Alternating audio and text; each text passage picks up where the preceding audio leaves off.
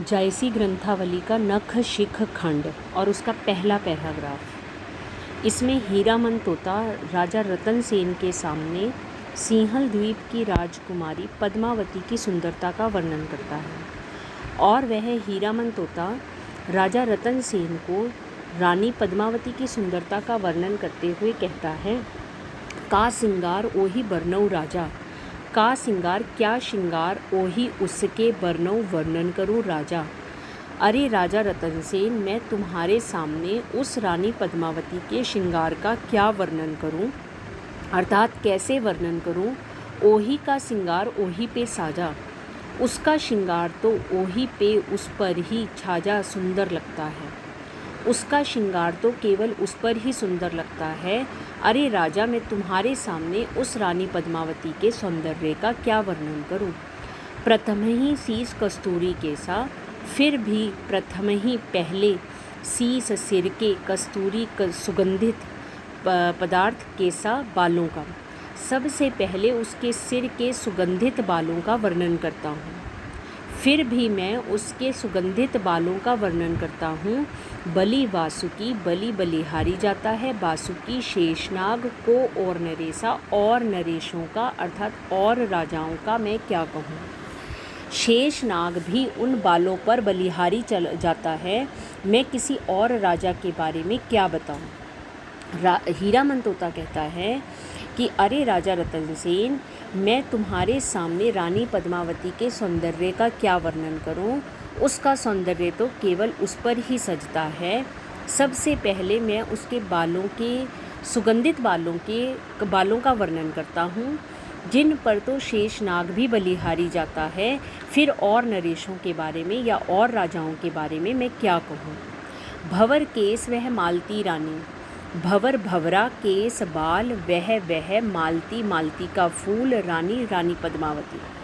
उस रानी पद्मावती के बाल तो भंवरे के समान हैं और वह रानी पद्मावती मालती के फूल के समान है। बिसहर लुरही लेही अर्घानी, बिसहर विष से भरे हुए लुरही लहराते रहते हैं लेही लेने के लिए अर्घानी खुशबू को। ऐसा लगता है मानो कि वो काले भंवरे विषधारी सांप के रूप में खुशबू लेने के लिए उसके चारों ओर मंडराते रहते हों।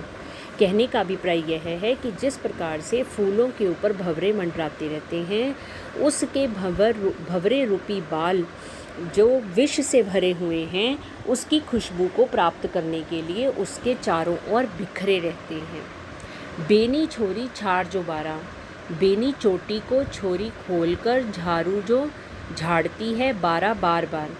जब वह रानी पद्मावती अपने बालों को खोलकर झाड़ती है, सर्ग पताल होई अंधियारा, तो सर्ग पताल स्वर्ग और पाताल में होई अंधेरा फैल जाता है।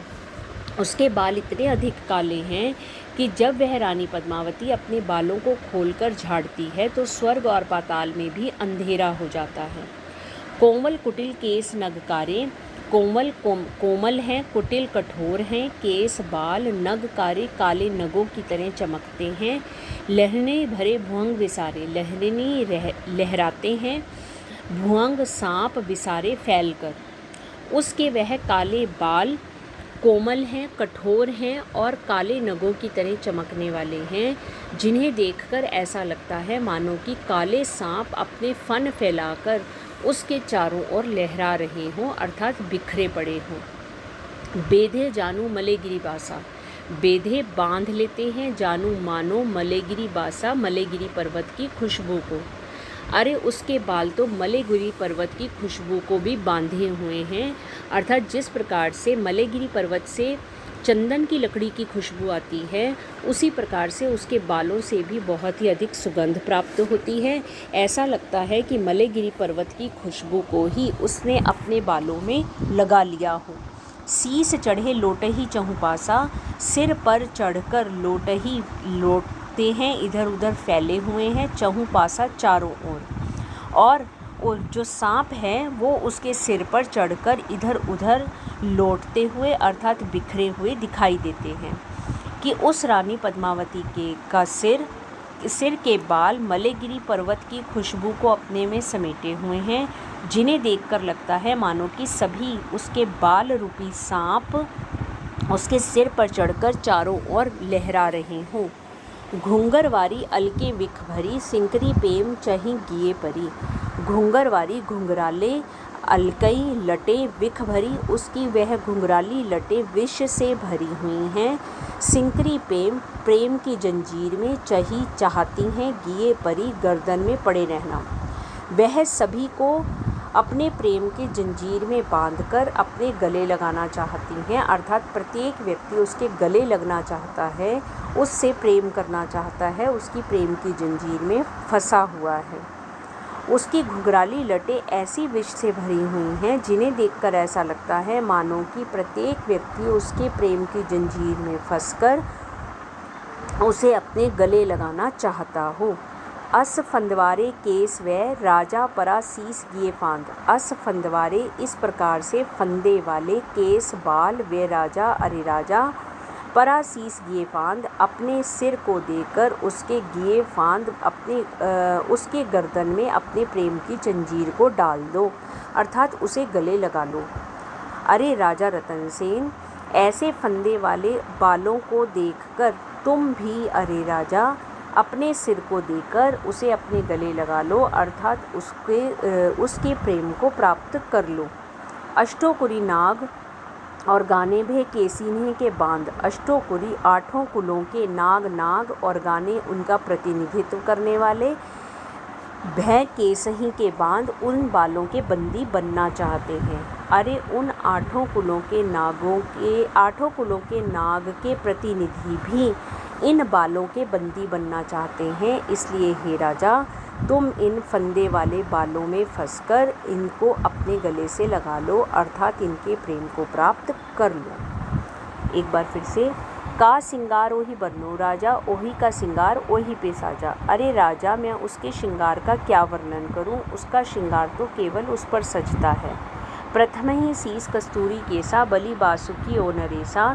सबसे पहले मैं उसके कस्तूरी से भरे हुए बालों का वर्णन करता हूँ, जिन पर शेषनाग भी बलिहारी जाता है। किसी और राजा के बारे में तो मैं क्या कहूँ। भंवर केस वह मालती रानी, बिसहर लूरही लेही अर्घानी। कहते हैं उसके बाल जो हैं वो भंवरे के समान हैं और रानी पद्मावती मालती के फूल के समान हैं, और विषधारी सांप जो हैं उसके उस खुशबू को लेने के लिए उसके चारों ओर मंडराते रहते हैं। बेनी छोरी झाड़ जोबारा, स्वर्ग पताल होई अंधियारा। जब वह अपने बालों को खोलकर बिखराती है अर्थात झाड़ती है तो स्वर्ग और पाताल में भी अंधेरा फैल जाता है। कमल कुटिल केस नगकारे, लहने को भरे भंग बिसारे। कहते हैं उसके बाल कोमल हैं, कुटिल हैं, कठोर हैं और काले हैं, नग की तरह चमकने वाले हैं। ऐसा लगता है मानो कि लहरने भरे भुवंग बिसारे अनेक प्रकार के सांप उसके चारों ओर लहरा रहे हों। बेधे जनु मले गिरिबासा, शीस चढ़े लोटे ही चहु पासा। कभी ऐसा लगता है कि उसने मलेगिरी पर्वत की खुशबू को अपने में बांध लिया हो, और शीस चढ़े लोटे ही चहु पासा, सिर पर चढ़कर इधर उधर चारों तरफ लौटना चाहते हैं, अर्थात इधर उधर पड़े रहना चाहते हैं। घूंघरवारी अलके विष भरी, सिंकरी पेम चही गिर परी। उसकी घुंघराली लटें विष से भरी हुई हैं और ऐसा लगता है मानो कि प्रत्येक व्यक्ति उसके प्रेम की जंजीर में पड़कर उसे गले लगाना चाहता हो, अर्थात उससे प्रेम करना चाहता हो।